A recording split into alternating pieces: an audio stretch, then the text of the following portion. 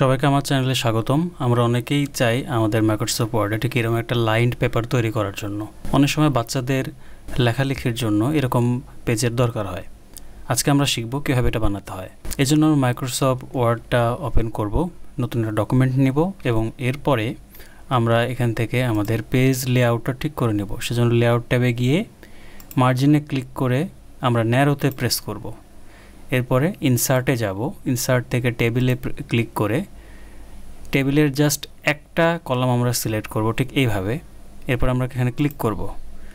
এরপর আমরা কলামটা ঠিক এই জায়গাতে প্রেস করে সিলেক্ট করে নিয়ে আমরা চলে যাব হোমের আন্ডারে ঠিক এইখানে অর্থাৎ বর্ডার্সে আমরা ক্লিক করব। বর্ডার্স থেকে একটু নিচের দিকে এসে দেখবেন আউটসাইড বর্ডার রয়েছে, এখানে ক্লিক করব।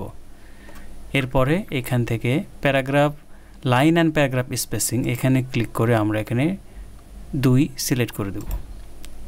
দেখুন আমাদের কাজ শেষ। এইবার আমরা এখানে যদি আসি তাহলে দেখুন একটা প্লাস আইকন দেখাচ্ছে। আপনি যত খুশি এখন প্রেস করলে এটা নিজের থেকে লাইনগুলো তৈরি হয়ে যাবে।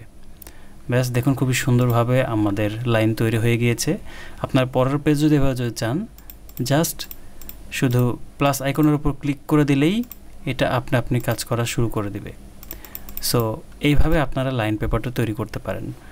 আশা করছি ভিডিওটি খুবই হেল্পফুল হয়েছে। আমাদের ভিডিওটি ভালো লাগলে অবশ্যই আমাদের চ্যানেলটিকে সাবস্ক্রাইব করবেন এবং বেল আইকনটি ক্লিক করে দেবেন। সো ধন্যবাদ সবাইকে।